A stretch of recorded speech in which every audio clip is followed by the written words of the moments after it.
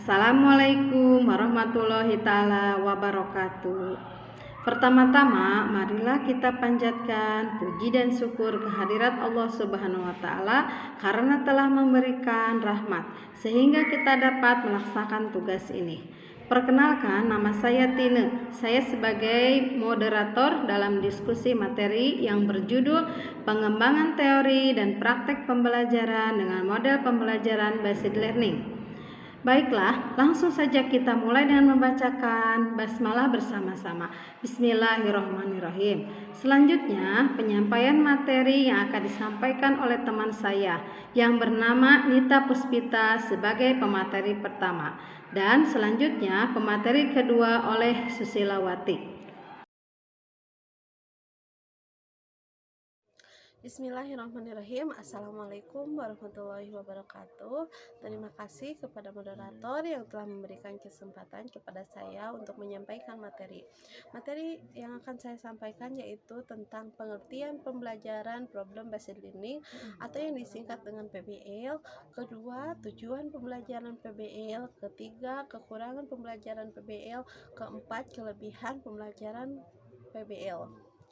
Yang pertama tentang pengertian pembelajaran problem based learning atau PBL. Menurut Arens dalam Abbas tahun 2000, model pembelajaran problem based learning adalah model pembelajaran dengan pendekatan pembelajaran siswa pada masalah autentik sehingga siswa dapat menyusun pengetahuannya sendiri, menumbuh kembangkan keterampilan yang lebih tinggi dan inquiry, memandirikan siswa dan meningkatkan kepercayaan diri sendiri. Selanjutnya, tujuan pembelajaran problem based learning. Yang pertama, meningkatkan keterampilan berpikir kritis peserta didik. Kedua, membantu peserta didik dalam memahami peran orang dewasa di kehidupan nyata. Ketiga, melatih peserta didik dalam menyelesaikan suatu permasalahan secara sistematis. Yang keempat, mendorong peserta didik untuk menjadi individu yang mandiri dan bertanggung jawab. Selanjutnya, kelebihan pembelajaran PBL. Yang pertama, peserta didik dilatih untuk selalu berpikir kritis, terampil dalam menyelesaikan suatu permasalahan. Yang kedua, bisa memicu peningkatan aktivitas peserta didik di kelas. Yang ketiga, kegiatan pembelajaran berjalan lebih kondusif dan efektif karena peserta didiknya dituntut untuk aktif. Yang keempat, peserta didik terbiasa untuk belajar dari sumber yang relevan. Selanjutnya tentang kekurangan pembelajaran PBL. Yang pertama, tidak semua model pembelajaran bisa menerapkan model ini. Yang kedua, waktu yang dibutuhkan untuk menyelesaikan materi pembelajaran lebih lama. Bagi peserta didik yang belum terbiasa menganalisis suatu permasalahan, biasanya enggan untuk mengerjakannya.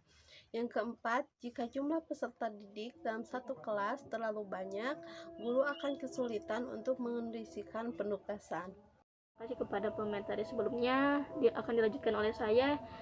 Di sini saya akan membahas tentang landasan teori PBL, di mana landasan teori PBL, model problem based learning, didukung oleh teori-teori belajar dan perkembangan, di mana teori yang menjadi landasan pengembangan model pembelajaran berbasis masalah atau problem based learning adalah teori perkembangan Piaget, teori belajar sosial konstruktivisme Vygotsky, kemudian teori Brunner dan Discovery Learning, dan teori John Dewey.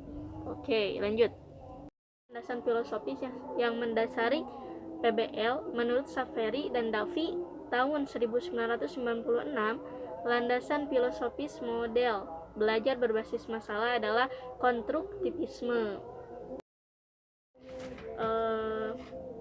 Selanjutnya adalah pemaparan langkah-langkah pemecahan masalah dalam pembelajaran PBL.